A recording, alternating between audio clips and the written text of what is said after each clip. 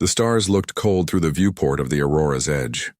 Captain Jake Morrison stood on the bridge watching the scanner display with growing concern. His ship had been exploring this sector for 3 weeks and everything had been quiet until now. "Captain, we have multiple contacts approaching," Amy Walsh called out from the pilot station. Her fingers moved quickly across the controls.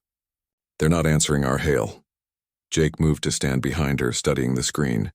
6 ships, each twice the size of the Aurora's edge. Their design was angular and aggressive, covered in weapon ports. "Greg, shields up." "Lisa, what can you tell me about them?" Greg Stevens activated the defensive systems, his face tense.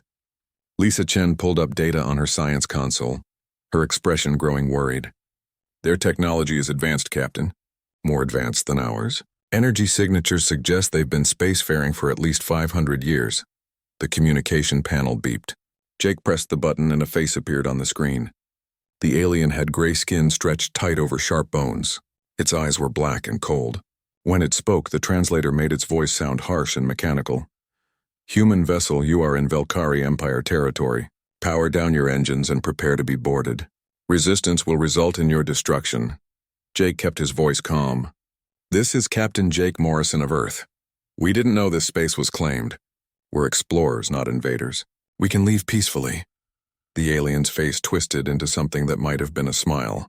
"I am Commander Zethros. You will not leave. Your species is new to us. You will become part of the Empire, as 17 other species have before you. This is not negotiation." Amy looked back at Jake, her hand hovering over the engine controls.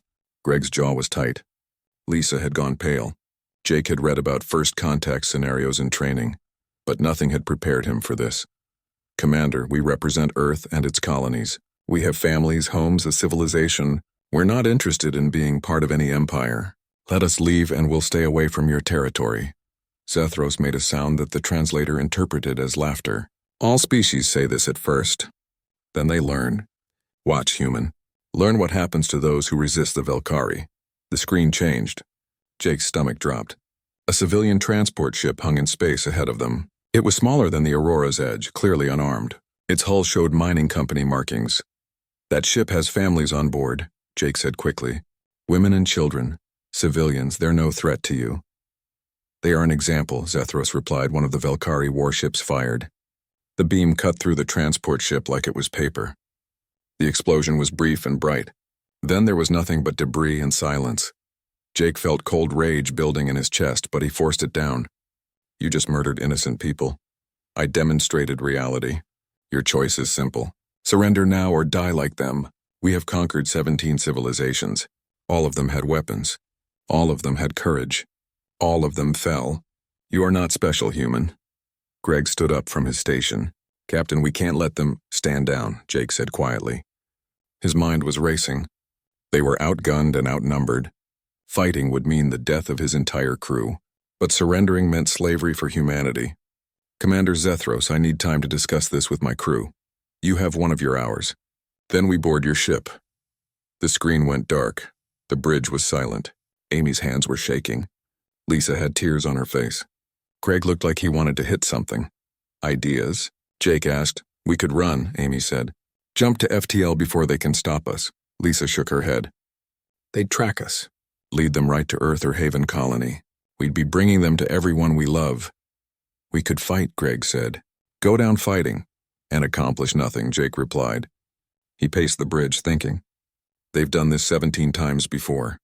They have a system. They expect fear and surrender or desperate, disorganized resistance. We need to give them something they don't expect. What could we possibly do that they haven't seen? Amy asked. Jake stopped pacing. An idea was forming, dangerous and desperate. They've conquered species that had weapons and courage. But I bet none of those species fought the way humans do. Please access Earth history files. Military tactics from the last 500 years.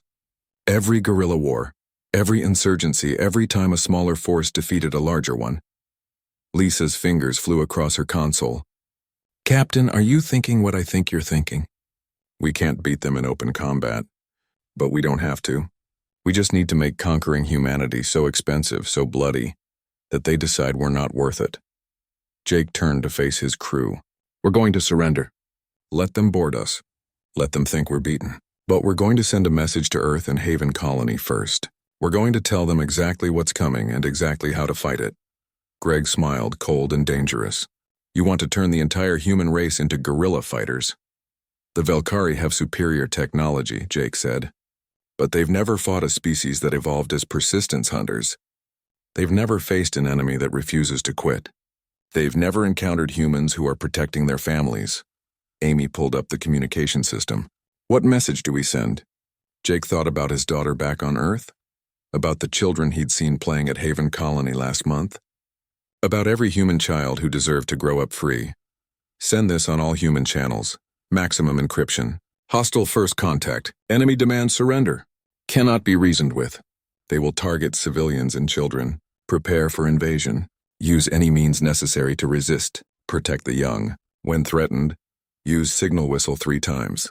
All humans respond without hesitation. Pack defense protocols. Do not surrender. Do not stop fighting. They expect fear. Give them fury. Lisa sent the message in a compressed data burst. It would reach Earth and the colonies within hours.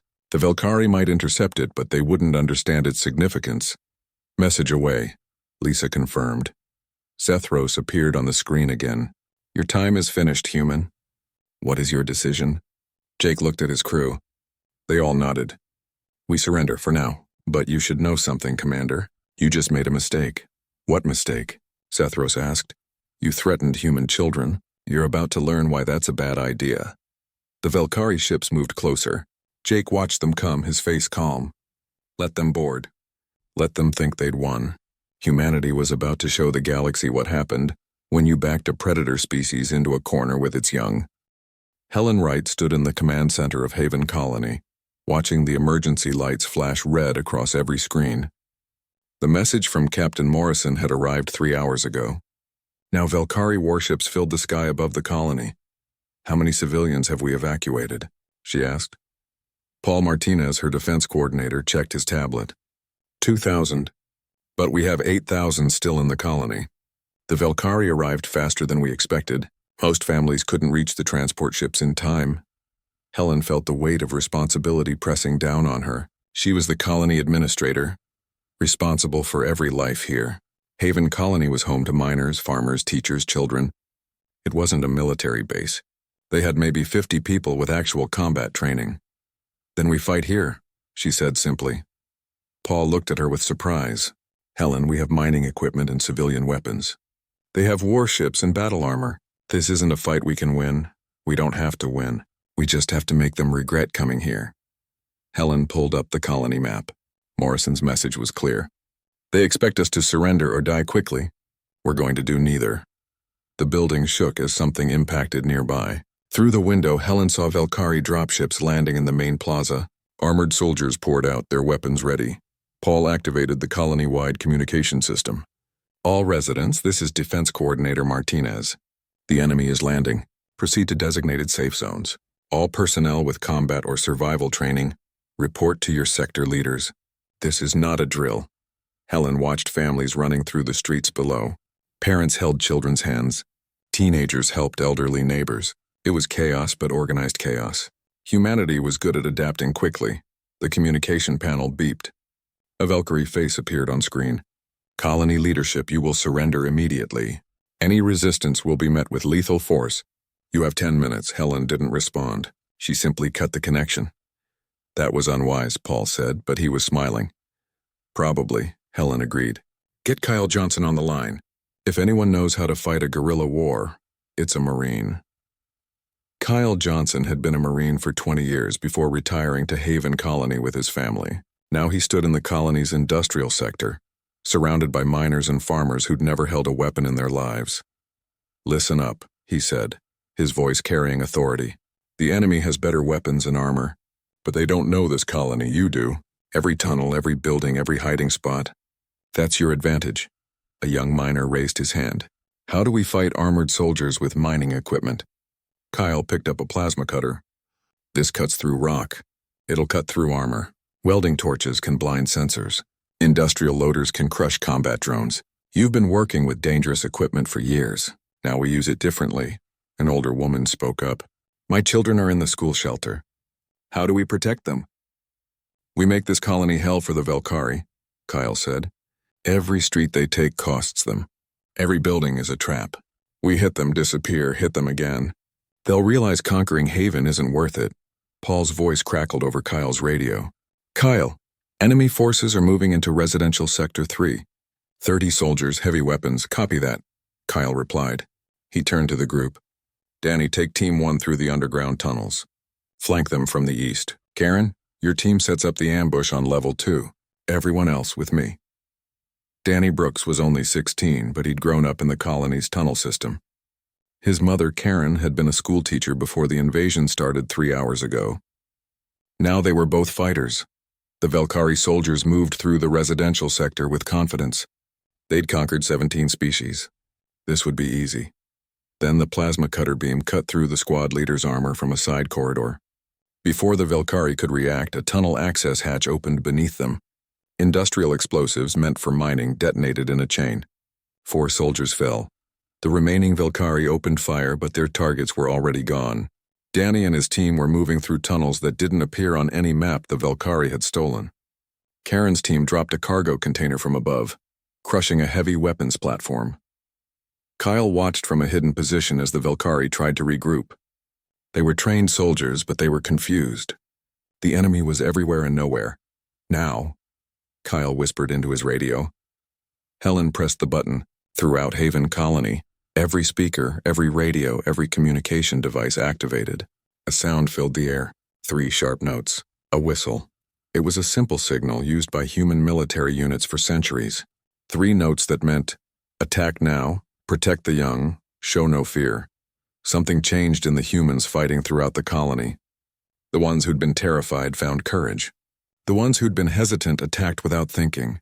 Parents who'd been hiding with children picked up weapons and charged toward danger instead of away from it. Kyle felt it too. A shift in his mind, like something primal waking up. His daughter was in the school shelter 3 sectors away. These invaders had threatened her. The whistle called to something deep in his human brain. Pack instinct. Protective fury, he whistled back. So did Danny. So did Karen. Throughout the colony, humans answered the call. The Velkari soldiers heard the whistling echoing through corridors and tunnels. At first they ignored it. Then they realized it preceded every attack. The sound became terrifying. In the command center, Helen watched the tactical display. The Velkari advance had stopped. They were taking casualties. Not many, but enough to make them cautious. Paul whistled the 3-note signal unconsciously. It's working. They didn't expect this. They expected fear, Helen said. They threatened our children. Bad mistake. A Velkari commander appeared on the screen. You are only making this harder on yourselves. Surrender now and your deaths will be quick. Helen whistled the 3 notes clearly into the microphone. Come and try to make us. The screen went dark. Helen knew the real fight was just beginning. But she also knew something the Velkari didn't. Humans had evolved as pack hunters. They'd survived ice ages and predators and plagues by protecting their young and fighting together. Haven Colony might fall, but it would fall slowly, painfully, and the Velkari would remember the cost. Throughout the colony, the whistling continued. A sound that once called hunters to the chase. Now it called humans to defend their home, their families, their future. The Velkari had weapons and armor and technology. But humans had something older and more dangerous. They had the desperate fury of parents protecting their cubs. And they were about to show the galaxy what that meant. Kyle led another attack, the whistle on his lips. Danny and Karen fought beside him. Throughout Haven Colony, thousands of humans answered the call. The siege had begun and the Velkari were learning their first lesson. Never corner a pack animal near its young. Commander Zethros stood on the bridge of his flagship, staring at the casualty reports from Haven Colony. 3 days of fighting. 3 days. His forces should have secured the colony in 3 hours. Explain this, he demanded, pointing at the screen. His tactical officer, a younger Velkari named Krell, looked uncomfortable. The humans are using unconventional tactics. They don't hold territory. They attack, retreat, attack again from different positions. We've destroyed 15 of their defensive positions, but they just established new ones. They have civilian equipment fighting against military weapons. How are we losing soldiers? They're turning everything into weapons, Krell replied. Mining equipment, construction vehicles, industrial chemicals. One squad was killed by a modified ore hauler that dropped 3 tons of rock on them. Another was trapped in a tunnel that the humans collapsed deliberately. Zethros pulled up footage from a soldier's helmet camera. It showed a residential corridor. His soldiers advanced carefully, weapons ready. Then a sound echoed through the space. 3 sharp notes like an animal call. Whistling. In the footage, humans appeared from everywhere. A man with a plasma cutter, a woman throwing homemade explosives, teenagers dropping nets from above. They moved together like they'd been trained for years. But intelligence reports said most of them were civilians. "What is that sound?" Zethros asked. "We believe it's a coordination signal," Krell said. "But it's more than that. Watch what happens to the humans when they hear it." Zethros watched closely. Before the whistle, the humans in the footage looked scared. After the whistle, their fear disappeared. They attacked without hesitation, without regard for their own safety. One human, clearly wounded, continued fighting until Velkari weapons finally brought him down. Even then, he kept whistling. "It's like they become different creatures," Krell observed. A xenobiologist appeared on the communication screen. Her name was Surith, and she'd been studying humans from orbit. "Commander, I need to brief you on human psychology. It's important." "Make it quick," Zethros growled. Humans evolved as pack predators on their homeworld. They hunted in groups, taking down prey larger than themselves through coordination and persistence. But more importantly, they evolved an extremely strong protective instinct toward their young. "Many species protect their offspring," Zethros said. "This is not unique." "The intensity is unique," Surith corrected. "Most species will protect their young when directly threatened, but humans have what I call a collective protective response. When any human young is threatened, all nearby adults respond as if it were their own offspring. It's hardwired into their psychology." Zethros thought about the destroyed transport ship. "The family's on board. Go on." "That whistle signal triggers this response. It tells humans that young are in danger. It overrides their fear, increases pain tolerance, and shifts their thinking from rational to instinctive. In human history, there are documented cases of unarmed adults fighting off large predators to protect children. It's not logical behavior. It's biological imperative. How do we counter it?" Surith was quiet for a moment. "Commander, I'm not sure we can. Every attack we make strengthens their resolve. Every threat pushes them deeper into protective mode. We've essentially triggered a planet-wide defensive instinct. They're not fighting for territory or resources. They're fighting like cornered predators protecting their young." Down in Haven Colony, Kyle led his team through another series of tunnels. His legs hurt. His ribs were cracked from a blast 2 days ago. He hadn't slept more than 3 hours total since the invasion began. None of it mattered. Danny moved beside him, carrying a makeshift explosive device. The teenager had become one of their best scouts. "Next patrol comes through in 5 minutes. "Good," Kyle whispered. "Karen, your team ready?" Karen's voice came through the radio. "Ready, we've got visual on them." Kyle heard it then. Faint but clear. The 3-note whistle from somewhere deeper in the colony. Someone else was in trouble. His team heard it too. Without discussing it, they all whistled back. The sound carried through tunnels and corridors, echoing, multiplying. The Velkari patrol heard it too. Kyle saw them tense up, weapons raised. They'd learned to fear that sound. "Good." "Now," Kyle said. The tunnel ceiling collapsed on the patrol. Not enough to kill them, just enough to trap them. Then Karen's team hit them from behind with plasma cutters and improvised explosives. It was over in seconds. Kyle whistled the 3 notes again. "All clear." Somewhere in the colony, other humans heard and understood. Captain Jake Morrison arrived with the Aurora's Edge and 3 other human ships. It wasn't much of a fleet, but it was all Earth could spare on short notice. The Velkari warships moved to intercept. "Amy, take us into that debris field," Jake ordered. "Make them chase us." Amy's piloting skills were better than the Velkari expected. She wove through asteroids and wreckage, forcing the larger warships to slow down. Greg targeted their sensors with precision strikes, not enough to destroy them, but enough to frustrate them.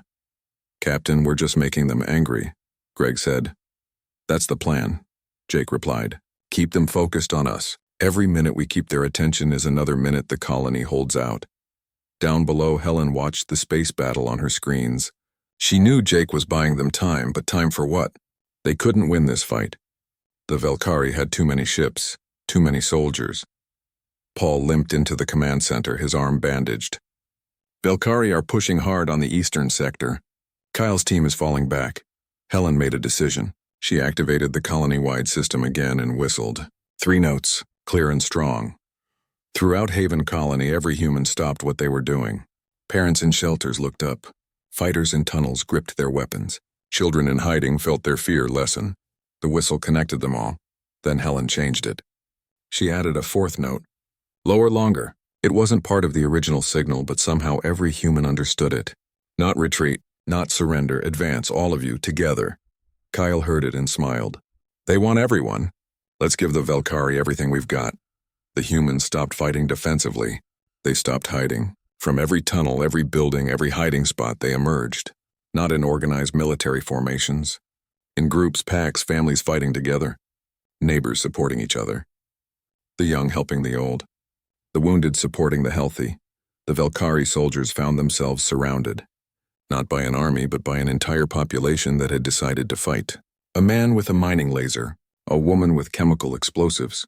Teenagers with industrial tools turned into weapons. Even the elderly threw debris and created distractions.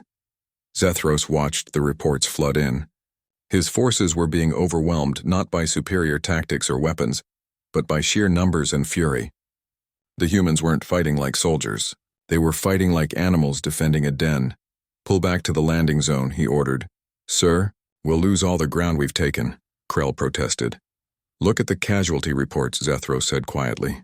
We're losing more soldiers taking this one colony than we lost conquering the entire Therian system. These humans are not worth it. In space, Jake saw the Velkari ship starting to regroup. They're breaking off the attack. Amy, get us back to the colony. The Aurora's edge dove through the atmosphere. Jake could see fires burning throughout Haven Colony. Buildings were damaged. Streets were torn up. But humans were still fighting. Still whistling that damned 3-note signal that had become the sound of human resistance. Helen met Jake in the command center. Both of them looked exhausted. Both of them were smiling. They're retreating, Helen said. Not surrendering. Not destroyed. Just deciding we're too expensive to conquer. Jake nodded. That's all we needed. Show them that humans don't break easily, especially when our children are threatened. Throughout the colony, the whistling slowly changed. Not the attack signal anymore. Something different, celebration, relief, pride. The humans had held. They'd lost friends and family. Buildings were ruined. But they'd survived. They'd fought back. They'd protected their young. Kyle found his daughter in the shelter. She ran to him and he held her tight, whistling softly. A comfort sound now. Safe. Protected. Home. The Velkari ships left orbit. Haven Colony began the long process of recovery. But something had changed in the galaxy. Humanity had shown what happened when you threatened their young. Word would spread. Other species would learn. Never whistle near a human colony unless you want to see what humans become when they protect their cubs. The Galactic Council chamber was quiet as the footage played.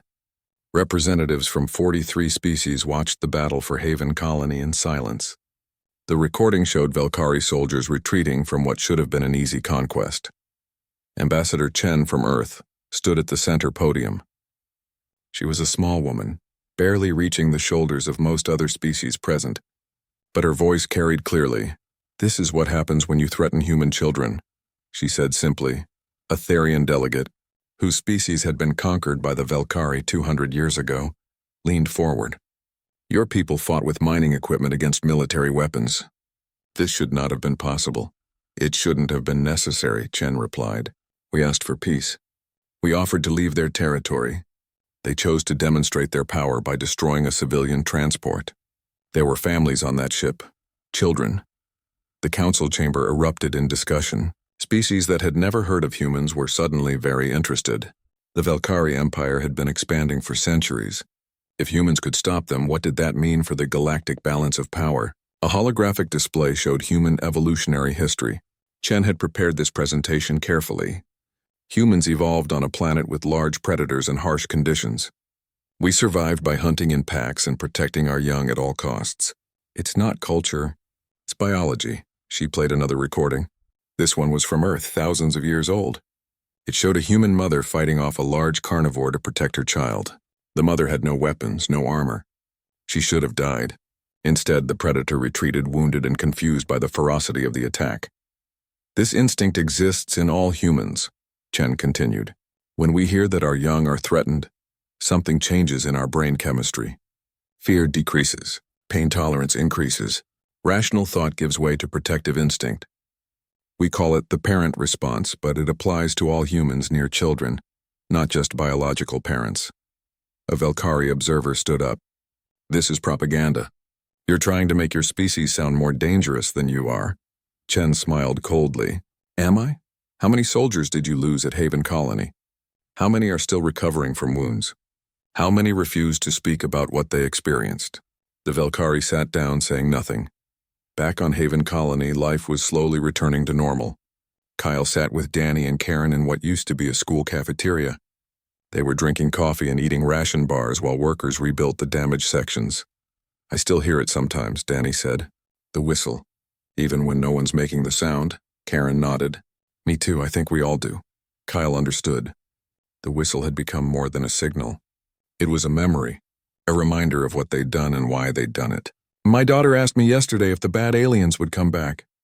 What did you tell her? Danny asked. I told her that if they do, we'll whistle and everyone will come running. Just like before.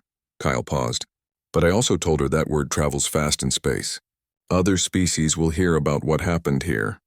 They'll learn not to threaten human children. Helen entered the cafeteria, her tablet showing repair schedules and casualty lists. The final count is in. We lost 347 people, another 600 wounded. Property damage is extensive. But we held, Paul said, joining them. His arm was still in a sling. We held, Helen agreed. She sat down heavily. I've been reviewing the battle footage. There's a moment that keeps replaying in my mind. It's when we changed the whistle signal, when I added that fourth note. The advanced signal, Kyle said. Everyone understood it instantly. We'd never practiced that signal. We'd never even discussed it. But when it played, every human knew what it meant. Helen looked around the table. How did that work? Lisa Chen, who'd come down from the Aurora's edge to help with repairs, had an answer. I've been researching human communication patterns. Whistling is one of the oldest forms of human signaling. It carries farther than voices. It can communicate complex meanings with simple variations. Our ancestors used it for hunting and warning systems. So we were using prehistoric communication methods to fight a spacefaring empire, Danny said with a slight smile. And it worked, Lisa replied, because sometimes the old ways are the best ways, especially when they're coded into our DNA. On the Velkari flagship, Commander Zethros reviewed his official report to the Empire. He'd written and rewritten it 3 times. Each version sounded like excuses. The humans employed unconventional tactics. The humans showed unexpected resistance. The humans refused to surrender despite overwhelming force. Krell watched him work. Commander, perhaps the truth is simpler. What truth? That humans are more dangerous than we anticipated. That some species should not be conquered. Krell pulled up the footage of humans fighting. Look at them. They're not soldiers. They're families, parents, children.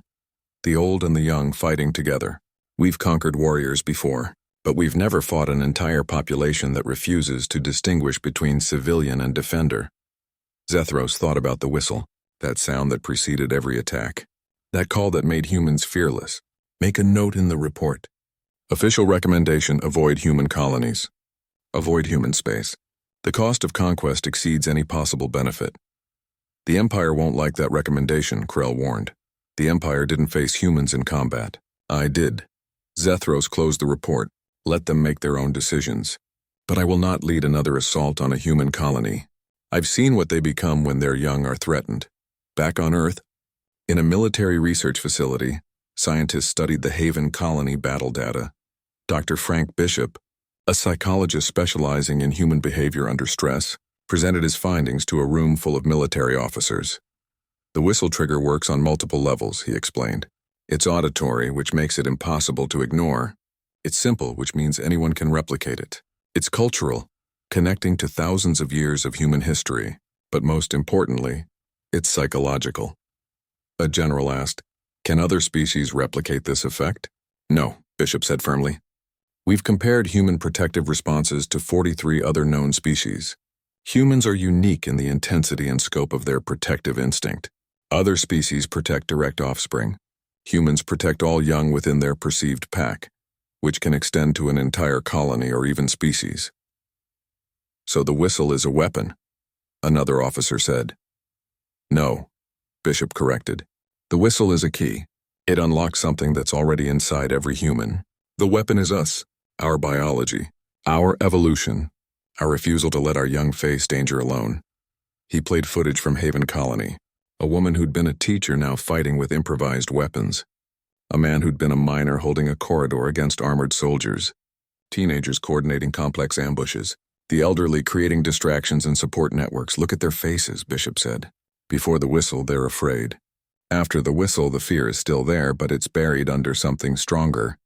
The need to protect, the drive to defend, the absolute refusal to let the young be harmed. One officer whistled softly, 3 notes. Everyone in the room felt something shift. Attention, a readiness.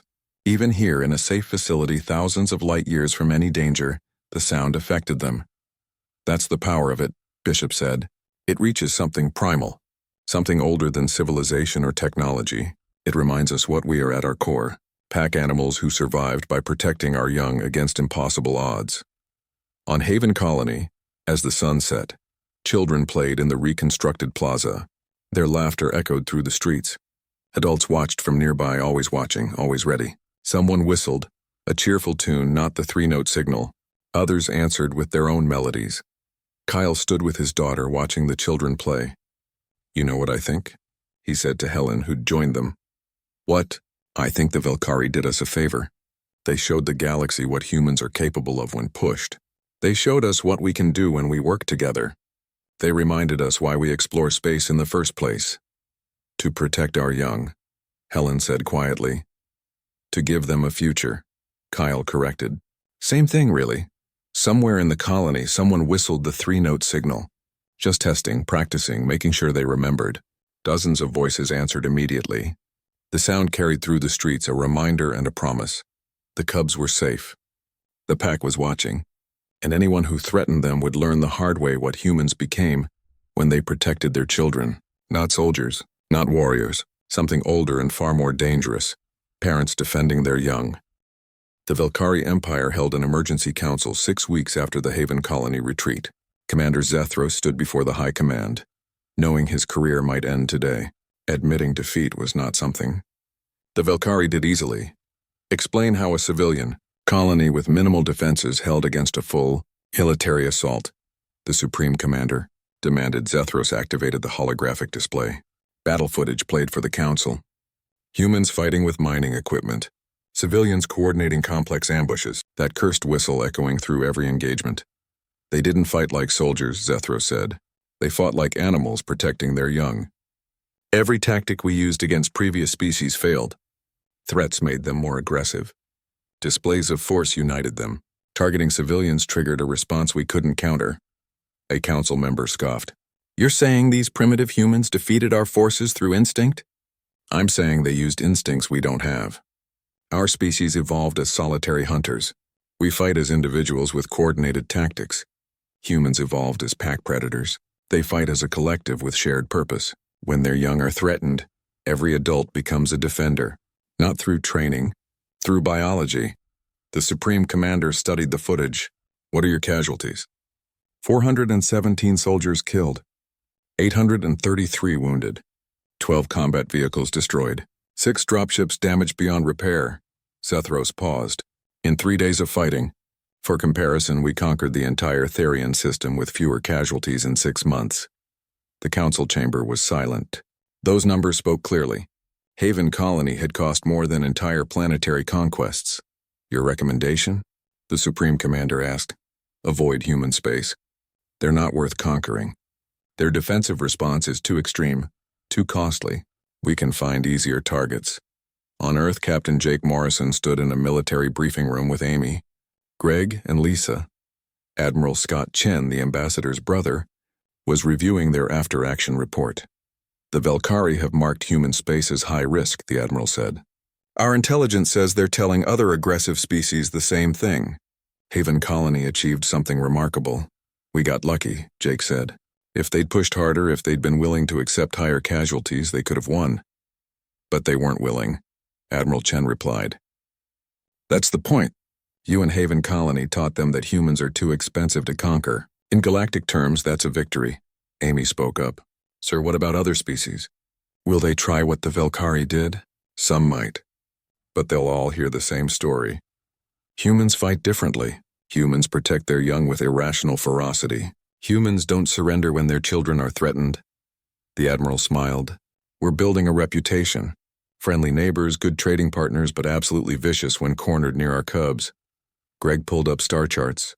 We've identified 3 other species with similar aggressive expansion patterns. Should we expect attacks? Possibly. But now we're ready. Every human colony has been sent the whistle protocols. Every settlement has defense plans based on Haven Colony's tactics. We're not just preparing individual colonies. We're preparing the entire species. Lisa had been quiet, but now she spoke.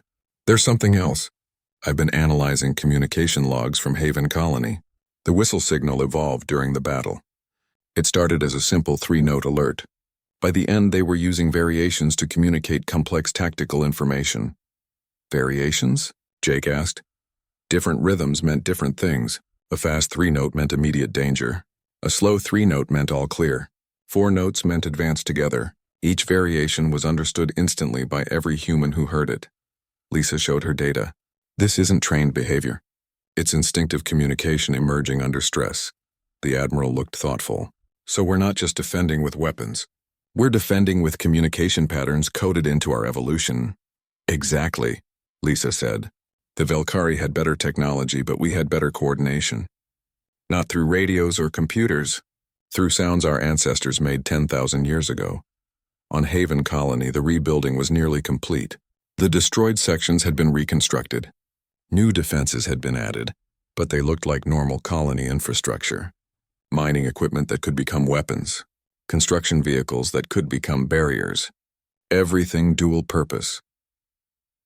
Helen walked through the memorial garden they'd created for the fallen. 347 names carved in stone. 347 people who'd died defending their home, their children, their future. Kyle found her there, his daughter holding his hand. She wanted to see the names, he explained. The little girl looked up at the memorial. Daddy, why did the bad aliens leave? Kyle knelt down to her level. Because we showed them something important. We showed them that humans don't give up when protecting their families. We made them understand that taking our home would cost too much. Did the whistle help? The whistle helped a lot. Kyle stood up, looking at Helen. You know what's interesting? Kids all over the colony are playing a new game. They whistle signals and run in packs. They're practicing without knowing it. Helen smiled. Training the next generation without even trying. That's very human. Paul joined them, walking without the sling now. Just got word from Earth. The Galactic Council wants to establish formal diplomatic relations. They're treating us as a major power, not a minor species. Because we beat the Velkari? Helen asked. Because we showed we can't be conquered easily. In galactic politics, that matters more than technology or resources. Paul pulled up his tablet. There's more. 3 species have requested mutual defense treaties. They want human protection. Kyle laughed. We go from unknown species to protective force in 2 months. That's got to be a record. Throughout the colony, normal life had resumed. Children went to school. Adults worked in mines and farms. But everyone knew the whistle signals now. Everyone practiced just in case. The Velkari might not return, but other threats existed in the galaxy. In the evening, families gathered in the plaza. Someone started whistling a melody, not the signal, just a song. Others joined in. The sound carried through the colony, peaceful and cheerful. But everyone knew that same sound could change in an instant, could become a warning, a call to arms, a reminder of what they'd survived. Danny and Karen sat together listening to the whistling. Think we'll have to fight again? Danny asked. Maybe, Karen replied. But if we do, we'll be ready. We proved something important. Not just to the Velkari or the galaxy, to ourselves. What did we prove? That we're stronger together than apart. That protecting our young matters more than anything else. That humans don't break easily. Karen looked at her son. You fought well. I'm proud of you. You did too, Mom. On the Aurora's edge, now permanently stationed near Haven Colony, Jake watched the settlement from orbit. The lights looked peaceful. Hard to believe they'd been a battlefield 2 months ago. Amy sat in the pilot's chair. Orders from Earth, Captain. We're to patrol the sector. Show the flag. Let everyone know humans are here to stay. Good, Jake said. Greg, send a message to all nearby vessels. Human space is open for peaceful trade and diplomacy, but threats against our colonies or our young will be met with extreme force. That's pretty direct, Greg observed. After Haven Colony, we've earned the right to be direct. Jake pulled up images of his daughter back on Earth. Every species in the galaxy protects their young, but humans do it differently. We do it collectively. We do it absolutely. And now the galaxy knows it. Lisa worked at her science station. Captain, I've been thinking about the whistle. It's more than a signal or a weapon. It's a symbol of what? Of what makes us human. Our ability to communicate and coordinate, our instinct to protect all young, not just our own, our refusal to surrender when something important is at stake. Lisa looked up. The Velkari had better weapons, but we had something they couldn't match. We had each other. On distant worlds, in council chambers and military headquarters, species discussed the human response to the Velkari invasion. Some saw opportunity, some saw danger. All agreed on one thing: humans were different. Humans protected their cubs with a ferocity that defied logic. Humans turned civilians into warriors with a simple sound. Humans didn't fight for conquest or glory. They fought for survival, for family, for the future of their young. Word spread through the galaxy. Be friendly with humans. Trade with humans. Negotiate with humans. But never ever threaten human children. The price was too high. On Haven Colony, as the sun set on another peaceful day, someone whistled the 3-note signal. Just testing. Just practicing. Dozens of voices answered immediately, echoing through the streets. The sound carried across the colony and beyond, up to the ships in orbit, out into space itself. A warning and a promise. A reminder of what had happened and what would happen again if necessary. The cubs were safe. The pack was watching. And anyone who forgot that lesson would learn it the hard way. Helen stood in her office listening to the whistling fade. She thought about the future. About the children playing in the plaza. About humanity's place in the galaxy. They'd started as explorers, curious about the universe. Then they'd become defenders, protecting their homes. Now,